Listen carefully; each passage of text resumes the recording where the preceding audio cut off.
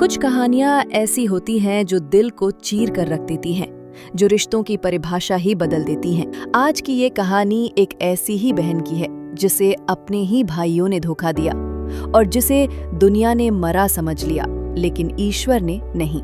एक परिवार, 7 भाई और 1 बहन। बहुत पुराने समय की बात है। एक छोटे से गांव में 7 भाई और उनकी एक छोटी बहन रहते थे। माता पिता का साया उनके सिर से जल्दी उठ गया, लेकिन इन 8 बच्चों ने मिलकर एक दूसरे का सहारा बना लिया। 7 भाई अपनी बहन से बहुत प्यार करते थे और बहन, वो तो अपने भाइयों की जान थी। उनके खाने, कपड़े, घर का हर काम वो अकेले करती। एक दिन जब 7 भाई शिकार पर गए हुए थे, बहन उनके लिए भोजन तैयार कर रही थी। हरी सब्जी काटते समय अचानक उसका हाथ कट गया। खून बहने लगा। वो घबरा गई। सोचा अगर भाइयों को पता चला तो बहुत दुखी होंगे।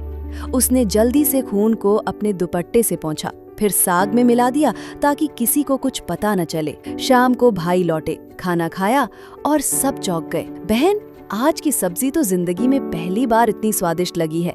अगली सुबह भाइयों के बीच यही चर्चा थी। आखिर कल की सब्जी में ऐसा क्या था? बहन ने पहले टालने की कोशिश की, लेकिन फिर सच बता दिया। जब भाइयों ने सुना कि उस सब्जी में बहन का खून था, तो उनका दिमाग कुछ और ही सोचने लगा। अगर खून इतना स्वादिष्ट था तो मांस कैसा होगा? धीरे धीरे सभी भाइयों का दिल बहन का मांस खाने को मचलने लगा। बस एक भाई था, सबसे छोटा, जो बेचैन हो गया। अगले दिन भाइयों ने बहन को बहाने से जंगल ले जाने का प्लान बनाया।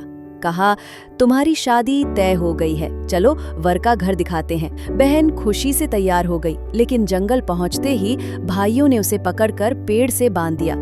भैया, ये क्या कर रहे हो? क्या मेरी गलती इतनी बड़ी थी? लेकिन भाइयों के चेहरे अब क्रूरता से भरे थे। हर भाई ने तीर चलाने की कोशिश की, लेकिन चमत्कार हुआ, किसी का भी तीर नहीं लगा।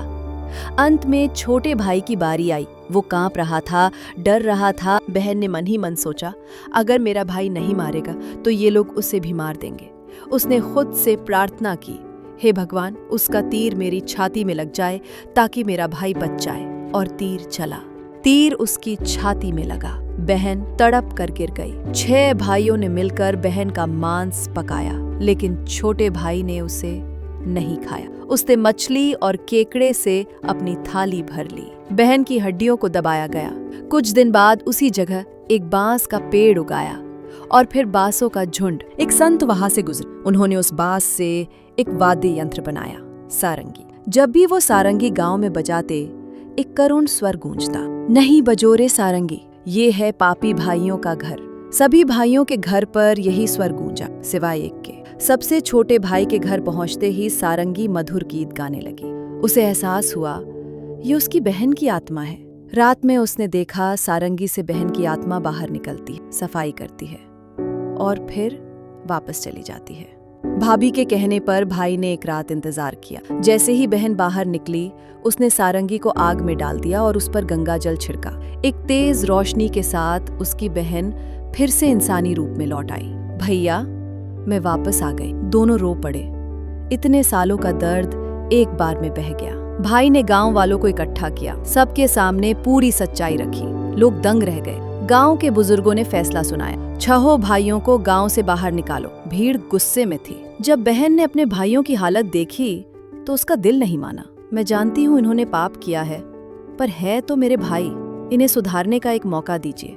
उसकी करुणा देख गांव वाले भी पिघल गए। भाइयों को माफ कर दिया गया। इसके बाद भाई बहन फिर से साथ रहने लगे, इस बार और ज्यादा प्यार के साथ। रिश्ते टूट सकते हैं, पर अगर दिल सच्चा हो तो समय, दर्द और आंसुओं के पार भी पुनर्जन्म हो सकता है। अगर आपको ये कहानी दिल को छू गई हो तो इसे जरूर शेयर कीजिए और हमारे चैनल्स को सब्सक्राइब करना ना भूलिए। मिलते हैं अगली कहानी में।